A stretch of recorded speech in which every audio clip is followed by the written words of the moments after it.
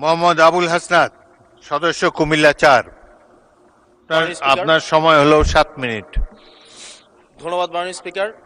আমার সিরিয়াল অনেক পিছনে ছিল, যদিও আমি আজকে এই সংসদে আমরা অনেক ত্যাগ তিতিক্ষা, আমরা সবার কাছে অনেকের সংগ্রামের কথা শুনি, তারা অনেক লড়াইয়ের মধ্য দিয়ে আজকে এই সংসদটি আমাদের প্রজন্মের জন্য, আসলে আমরা আজকে যা কাজ করছি না কেন সেগুলো হচ্ছে আমাদের প্রজন্মের জন্য। আপনারা যে কাজগুলো করছেন, যে দায়িত্বটা নিয়েছেন, এই দায়িত্বের ফলভোগী বা সুবিধাভোগী কিন্তু আমাদের এই প্রজন্ম। মাননীয় স্পিকার, আমরা খুব আশাহত হই যখন এই সংসদ এত রক্ত, এত লড়াই, এত ত্যাগের পরে আজকে যখন এই সংসদটি গঠিত হয়েছে, কিন্তু এই সংসদ আবার আগের যেই ভিসিয়াস সাইকেল, দোষারোপের যেই সাইকেল, একজনকে বিভিন্ন ট্যাগিংয়ের যেই সাইকেল, মত দমনের নামে, বিরোধী মত দমনের নামে মামলার যেই সাইকেল, আমরা সেইখানে আবার চলে গিয়েছি। ক্যাম্পাসগুলো আবার আনরেস্টের দিকে যাচ্ছে, অস্থিতিশীল পরিবেশ সৃষ্টি হচ্ছে, বিরোধী দল মত দমনের জন্য মামলা করা হচ্ছে, প্রতিমন্ত্রীকে ফেসবুকে লেখার কারণে বাসা থেকে তুলে নিয়ে আসা হচ্ছে, হুইপকে সমালোচনা করলে বাসা থেকে তুলে নিয়ে আসা হচ্ছে। আবার আমরা আগের সংস্কৃতিতে আমরা চলে যাচ্ছি, যেখানে মাননীয় প্রধানমন্ত্রী নিজে কার্টুন শেয়ার করে বিভিন্ন স্যাটায়ার, বিভিন্ন মকারিকে প্রমোট করছে, বিরোধী মতকে প্রমোট করছে। সেইখানে এই সংসদ গঠিত হওয়ার পর থেকে আজকে পর্যন্ত 9টা ঘটনা ঘটেছে, যেখানে মত প্রকাশের জন্য আজকে বাসা থেকে তুলে নিয়ে আসা হয়েছে। মাননীয় স্পিকার, আমরা মত প্রকাশের স্বাধীনতা চাই। মত প্রকাশের স্বাধীনতা আগেও ছিল, মত প্রকাশের স্বাধীনতা আওয়ামী লীগের সময় ছিল, তবে সেটা সহমত প্রকাশের স্বাধীনতা। আমরা এই পার্লামেন্টের পরে আমরা শুধুমাত্র মত প্রকাশের স্বাধীনতা নয়, আমরা দ্বিমত প্রকাশের স্বাধীনতা চাই। আমরা এখানে দাঁড়িয়ে মাননীয় প্রধানমন্ত্রীর সমালোচনা করতে চাই, আমরা নির্ভয়ে ফেসবুকে আমরা ব্যাকস্পেস ব্যবহার করতে চাই না। কিন্তু আবার একটা ভয়ের পরিবেশ সৃষ্টি করা হচ্ছে, আবার একটা আতঙ্কের পরিবেশ সৃষ্টি করা হচ্ছে। আমরা দেখলাম সিলেক্টিভ এক ধরনের বিরোধিতার পরিবেশ তৈরি করা হচ্ছে। আমাদের সমাজের যারা গ্রহণযোগ্য এক ধরনের পলিটিক্যালি এলিট শ্রেণীর নারীদেরকে নিয়ে যখন সমালোচনা করা হয়, তখন সেটাকে নারীদের বিরুদ্ধে এটাকে বিবেচনা করা হয়।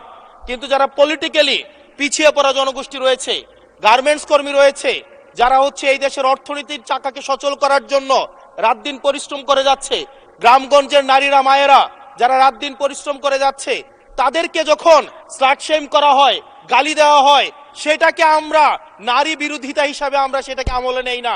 এই ধরনের সিলেক্টিভ নারী বিরোধিতা করা, এই ধরনের সিলেক্টিভ নারী সমালোচনা করার যেই ধরনের প্রবণতা রয়েছে, সেই জায়গাগুলো থেকে মাননীয় স্পিকার আমাদেরকে বেরিয়ে আসতে হবে। মাননীয় স্পিকার, আজকে ক্যাম্পাসগুলোতে আবার এক ধরনের অস্থিতিশীলতা তৈরি করা হচ্ছে। আমরা যখন আমি ইউনিভার্সিটি থেকে 2022 সালের অক্টোবরে ইউনিভার্সিটি থেকে এসেছি, আমাদের সময় গ্যাস্ট্রোম গণরুমের কালচার ছিল।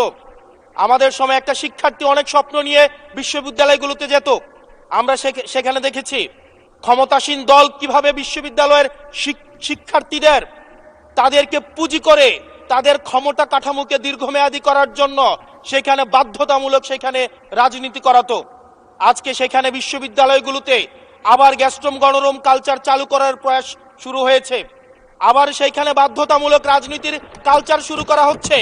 আমরা দেখেছি ক্ষমতাসীন যারা রয়েছে তারা তাদের সন্তানদেরকে বিদেশে রেখে নিরাপদ ভবিষ্যৎ নিশ্চিত করে, আর মধ্যবিত্ত সন্তানরা যাদের বাবা মায়েরা কলকারখানায় কাজ করে, যাদের বাবারা রেমিটেন্স যোদ্ধা, যাদের বাবারা কষ্ট করে তাদের সন্তানদেরকে বিশ্ববিদ্যালয়ে পাঠায়, তাদের সন্তানদেরকে ক্ষমতালোভী রাজনীতিবিদরা তাদের সন্তানদেরকে ব্যবহার করে তাদের ক্যারিয়ারে ঝুঁকিতে ফেলে তাদের গদি বা পাটাতন শক্ত করার জন্য নিজের সন্তানের ভবিষ্যৎকে বিদেশে রেখে নিরাপদে রাখে, আর পরের সন্তানের ভবিষ্যৎকে নিয়ে ছিনিমিনি খেলে। মাননীয় স্পিকার, আমরা এই সংস্কৃতির পরিবর্তন চাই।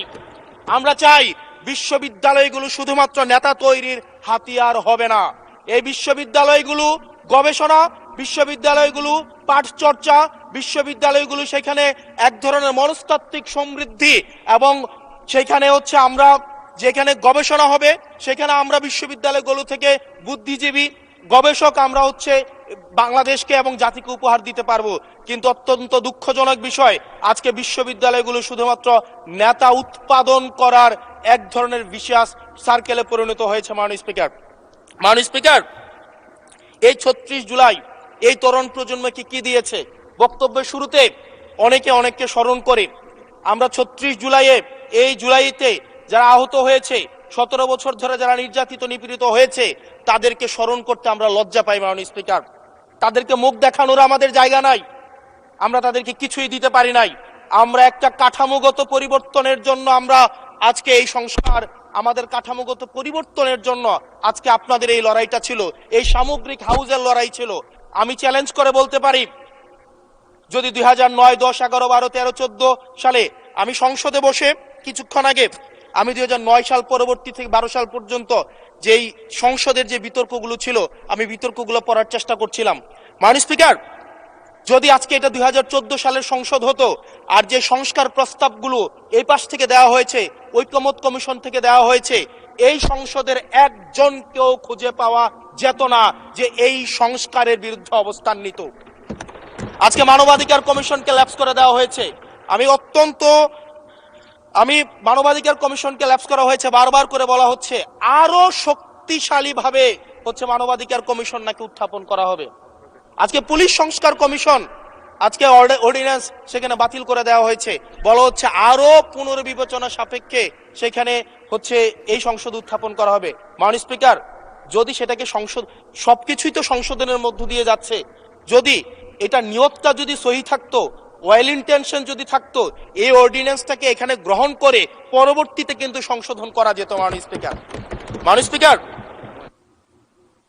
মাননীয় সদস্য, আপনার সময় 2 মিনিট বাড়িয়ে দেওয়া হলো, 2 মিনিটে শেষ করুন। Thank you. মাননীয় স্পিকার, আজকে সরকারি দল বিরোধী দল, এই সরকারি দল এবং বিরোধী দল একটা আপেক্ষিক বিষয়।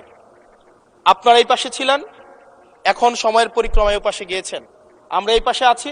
যদি জনগণ চায়, আমরা যদি মানুষের ম্যান্ডেট নিয়ে এগিয়ে যেতে পারি, তাহলে সময়ের পরিবর্তনে এই সিট পরিবর্তন হবে।